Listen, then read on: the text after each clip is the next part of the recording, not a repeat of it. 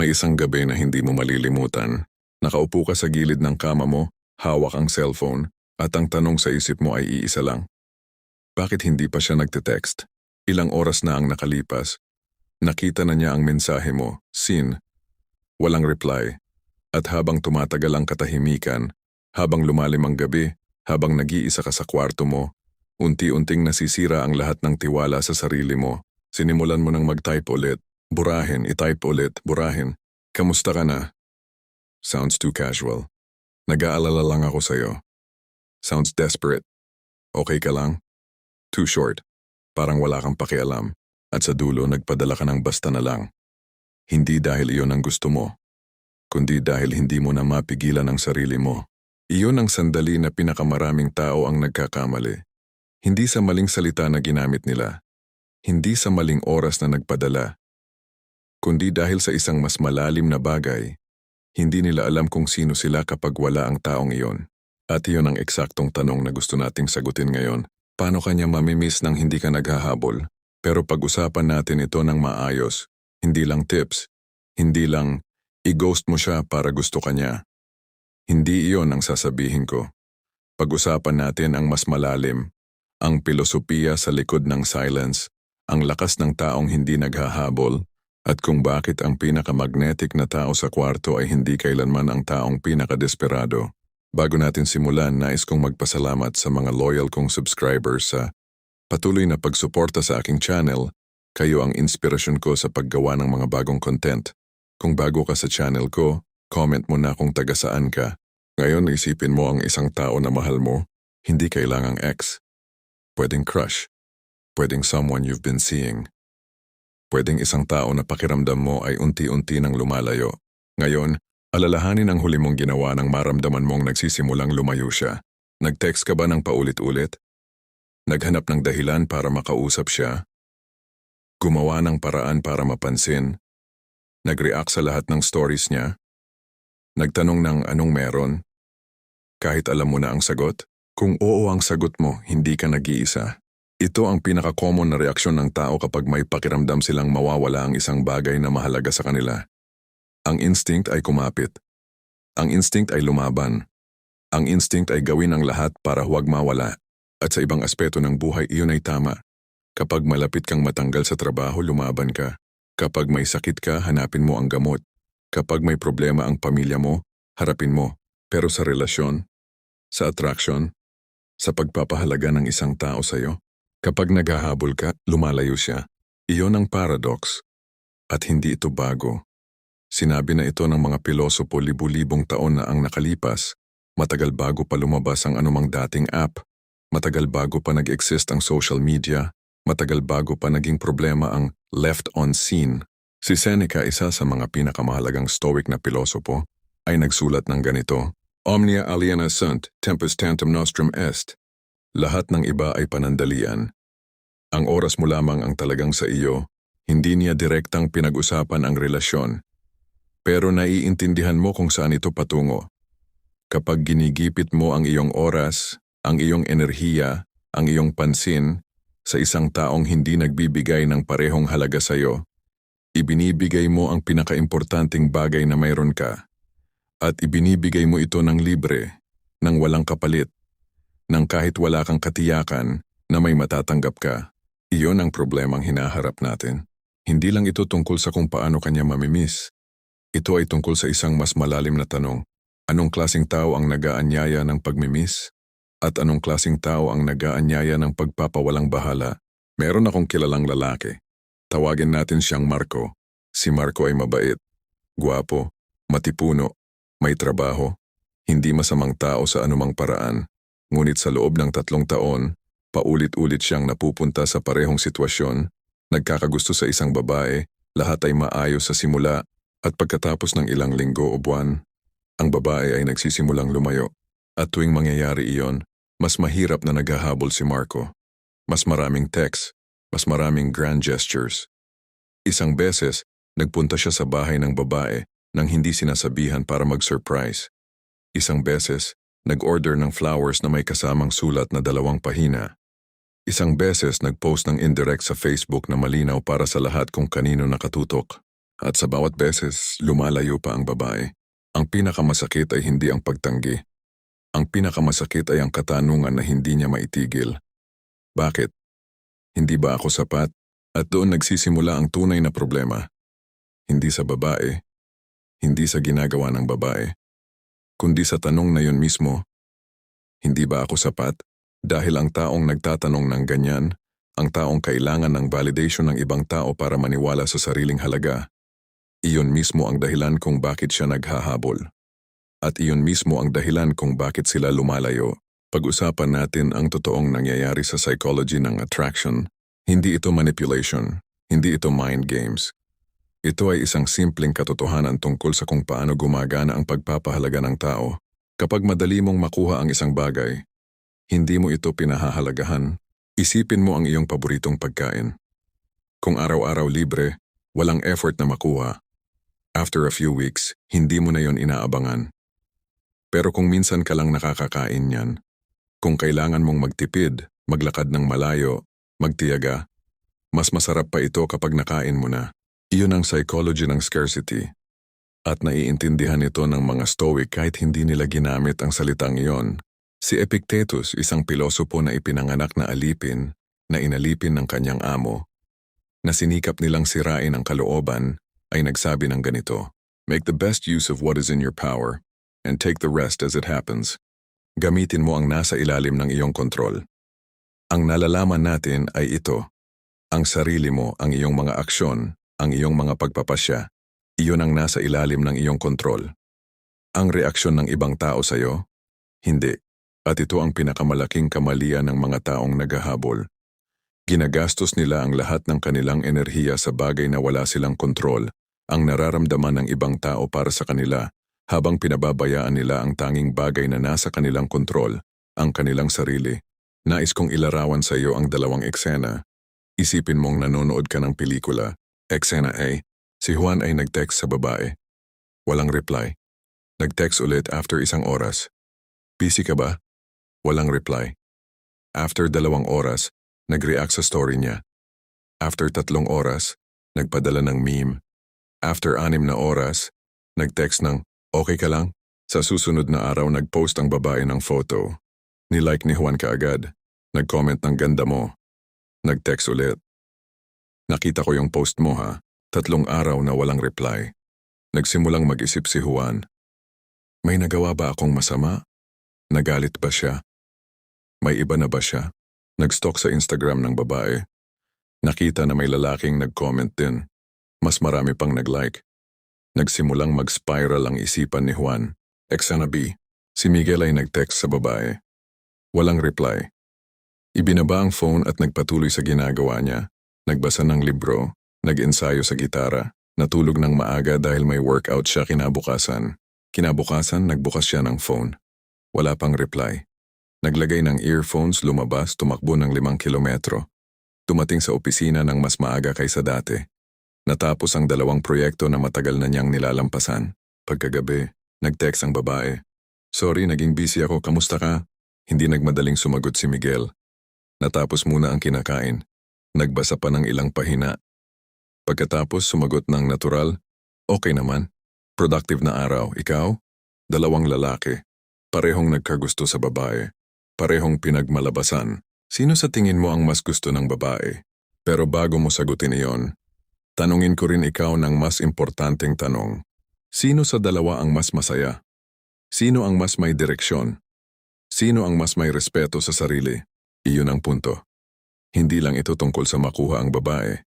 Ito ay tungkol sa kung anong klaseng tao ang nais mong maging. Pag-usapan natin ang anxious attachment. Kahit hindi natin ito tawagin sa ganyang termino sa pang-araw-araw na buhay, mayroon tayong pattern ng pag-uugali na natututo tayo sa pagkabata. Ang ilan sa atin ay lumaki sa kapaligiran kung saan ang pagmamahal ay hindi palaging sigurado. Minsan nandoon, minsan wala. Kaya nag-develop tayo ng pattern ng paghahabol dahil iyon ang natutunan nating gawin para hindi mawala ang pagmamahal. Bilang bata, effective iyon. Umiyak ka, lalapit ang magulang. Gumawa ng paraan makukuha ang atensyon. Bilang matanda sa relasyon, nagdudulot ito ng kabaligtaran dahil hindi ka na bata. At ang taong mahal mo ay hindi ang magulang mo. At iyon ang isa sa mga pinakamahirap na katotohanang tanggapin, na ang ilang mga pattern na ginamit mo para mabuhay noon ay ang mismong mga pattern na pumipigil sa iyo ngayon. Ang Stoics ay malinaw sa bagay na ito. Si Marcus Aurelius, ang emperor ng Roma, na sa kabila ng lahat ng kapangyarihan ay patuloy na nagsulat ng mga aral para sa kanyang sarili, ay nagsabi ng ganito sa kanyang meditations. You have power over your mind, not outside events. Realize this and you will find strength. Ang kapangyarihan mo ay nasa loob, hindi sa labas. Hindi sa kung ano ang gagawin ng iba. Nasa loob. At ito ang mismong salungatan sa paghahabol. Kapag naghahabol ka, ibinibigay mo ang iyong kapangyarihan sa labas mo. Sa taong iyon. Sa kanilang desisyon. Sa kanilang tugon. Tinatantya mo ang iyong sariling halaga, batay sa kung magre-reply sila o hindi. Iyon ang pinakamasakit na bahagi. Hindi ang pagtanggi, kundi ang pagbibigay ng ganoong kapangyarihan sa ibang tao. Meron pa tayong kailangang pag-usapan at ito ay medyo masakit na marinig. Kapag naghahabol ka, hindi ka lang nawawalan ng dignidad sa mata ng ibang tao. Nawawalan ka ng dignidad sa iyong sariling mata. Isipin mo ang huli mong nagawa dahil sa desperasyon sa relasyon. Nag-text ng paulit-ulit. Nag-appear na walang iniisip. Nagpanggap na okay lang kahit hindi. Nagsabi ng hindi mo naman talagang ibig sabihin para lang mapasaya siya. Pagkatapos niyon, paano ang pakiramdam mo sa sarili mo? Hindi maganda, tama? Iyon dahil may bahagi ng iyo, ang pinakamalinaw na bahagi ang pinakamatino, na alam na ang ginawa mong iyon ay labag sa iyong sariling dignidad. At sa tuwing ginagawa mo ito, nag-erode ng kaunti ang iyong tiwala sa sarili. Hindi ito judgment. Lahat tayo nagagawa ito minsan. Pero kailangang tanggapin natin ito ng tapat. Ang paghahabol ay hindi lang ineffective. Mapanganib ito sa iyong kaluluwa. Ngayon ang tanong, paano mag-iiba? At nais kong maging malinaw sa simula pa lang. Ang solusyon ay hindi ang i-ghost mo siya para gusto ka niya. Hindi ang mag-play hard to get. Hindi ang kunwari kang busy kahit hindi ka naman. Ang solusyon ay mas malalim kaysa sa lahat ng iyan. At mas mahirap, ngunit mas tunay. Ang solusyon ay maging isang taong talagang may ibang ginagawa kaysa sa paghahabol. Pag-usapan natin ito ng maingat. Una, ang dichotomy of control. Alamin kung ano ang nasa iyo at ano ang wala. Ito ang pundasyon ng lahat ng Stoic na pilosopiya. Tinawag ito ni Epictetus na dichotomy of control, ang pagkakahati ng mundo sa dalawa. Ang nasa iyong kontrol at ang wala. Nasa iyong kontrol, ang iyong mga aksyon, ang iyong mga salita, ang ideal point pagpapasya, ang iyong tugon sa mga pangyayari, ang iyong mga prinsipyo, kung sino ang nais mong maging, wala sa iyong kontrol. Ang nararamdaman ng ibang tao para sa iyo, ang mga desisyon ng ibang tao, kung magre-reply sila o hindi, kung pipiliin ka nila o hindi, kung mamahalin ka nila o hindi. Kapag lumilipas ang oras mo sa pagtatangkang kontrolin ang nasa pangalawang listahan, nagsiset up ka para sa pagdurusa. Hindi dahil masama ka, hindi dahil mali ka, kundi dahil gumagamit ka ng enerhiya sa bagay na hindi mo naman talagang kontrolado. Isipin ito. Ang maghapon kang nag-aalala kung magre-reply siya o hindi, wala kang nagagawa para mapabilis ang kanyang reply. Pero maraming nagagawa mo para mapabilis ang iyong pag-unlad sa trabaho, sa katawan, sa iyong mga pangarap. Iyan ang simpleng arithmetic ng enerhiya. Limitado ang iyong oras at enerhiya. Kung nasaan ka, wala siya sa ibang lugar. Ikalawa, ang amor fati, yakapin ang posibilidad ng pagkawala. Ito ang isa sa mga pinaka-counterintuitive na konsepto sa Stoicism. Ngunit isa rin sa mga pinaka-makapangyarihan. Amor fati, pagmamahal sa kapalaran. Hindi lang pagtanggap, pagmamahal. Ibig sabihin niyo, kahit sa pinakamasamang posibilidad, na ang taong gusto mo ay hindi ka pipiliin, kayang-kaya mong tanggapin iyon. Hindi dahil hindi ka masaktan, kundi dahil alam mong ang buhay ay nagpapatuloy. At maaaring ang pagkawala ng isang tao ay pagbubukas ng pinto para sa isang bagay na mas angkop sa iyo. Ngayon, bakit ito mahalaga sa konteksto ng paghahabol? Dahil ang pinakamalalim na dahilan ng paghahabol ay takot. Takot na mawala siya. Takot na hindi ka sapat. Takot na kung hindi ka kumilos ngayon, mawawala ang pagkakataon. At ang takot na iyon ang nagmamaneho ng desperasyon. Ang desperasyon ang nagmamaneho ng paghahabol. Ang paghahabol ang nagpapalis ng attraction. Kapag natututo kang yakapin ang posibilidad ng pagkawala, Kapag tunay mong natatanggap na kahit mawala siya, mabubuhay ka at magiging maayos, ang takot ay nawawala. At kapag wala ang takot, wala rin ang desperasyon. At kapag wala ang desperasyon, ang iyong presensya ay nagiging totally iba. Hindi ka na naghahabol. Dahil wala ka nang hinahabol, naroon ka lang. At ang taong naroon lang, ang taong hindi kailangan ng pag-aproba ng iba para maramdamang buo, iyon ang uri ng tao na napapansin ng lahat. Ikatlo, ang premeditasyo malorum. Ihanda ang sarili para sa pinakamasamang senaryo. Si Seneca ay may gawin na tuwing umaga, iniisip niya ang pinakamasamang maaring mangyari sa araw na iyon. Hindi para maging pesimista, kundi para handa siya. Para kapag dumating ang pinakamasamang senaryo, hindi siya ma-overload. Sa konteksto ng relasyon at attraction, and subukan mo ito. Isang gabi bago ka matulog, isipin mo ng tahimik. Ano ang mangyayari kung hindi siya nagbabalik? Hindi para sagulitin ka nito, kundi para marinig mo ang sagot ng isang parte ng iyo na seryoso at matino. Patuloy ang buhay. Mayroon pa akong ibang magagawa. Hindi siya ang kabuuan ng aking halaga. Kapag nagawa mo ito ng tapat, kapag talaga kang nagpunta sa loob ng posibilidad na iyon at lumabas pa rin, may mangyayari sa iyo na kahanga-hanga. Ang paghahabol ay titigil dahil wala na itong mapagsisilbihang takot. Ika-4. Bumuo ng buhay na hindi nangangailangan ng kanyang presensya para maging kumpleto. Ito ang pinakamahalaga at ito ang pinakakongkreto. Pag-usapan natin ang simpleng katotohanan. Ang mga taong pinaka-attractive ay hindi ang mga taong walang ibang ginagawa. Sila ang mga taong puno ng buhay kahit wala ka. Kapag may taong ganyan, taong may passion, may direksyon, may mga taong nagmamahal sa kanila, may mga bagay na inaabangan, may espesyal na uri ng enerhiya sila. Hindi sila naghahanap. Sila ay natagpuan. At ang paradox, ang mga taong hindi naghahanap ay ang pinakahinahanap. Kaya ang tanong ay hindi paano ko siya mapansin. Ang tanong ay, paano ko mabubuo ang buhay na kahit hindi siya dito, masaya pa rin ako? Ito ang aksyon. Ito ang kilos. Ito ang bagay na pwede mong gawin ngayon, bukas at sa mga darating pang araw. Pag-usapan natin ng mas konkretong paraan kung paano ito ginagawa. Ang katawan mo. Nagsisimula tayo rito dahil ito ang pinakaliteral na representasyon ng iyong relasyon sa iyong sarili. Kapag ino-invest mo ang oras sa iyong katawan, hindi para sa iba kundi para sa iyo, nagbabago ang pakiramdam mo sa sarili mo. Nagbabago ang kung paano ka lumakad, kung paano ka nagsasalita, kung paano ka pumunta sa kwarto. Iyon ang pinakaliteral na pagbabago na makikita ng iba. At mas mahalaga, mararamdaman mo mismo ang trabaho mo at ang iyong mga pangarap. May mga bagay ka bang iniwanan dahil sa relasyon? May mga pangarap na naantala? Mga proyekto na hindi mo natapos? Ibalik mo iyon. Hindi bilang paghihiganti, hindi para makita niya, kundi dahil iyon ang iyo. At ang mga bagay na iyon, ang iyong ambisyon, ang iyong vision para sa iyong sariling buhay, mas mahalaga kaysa sa kung sino man ang nag-live on scene sa iyo kahapon. Ang iyong mga tao.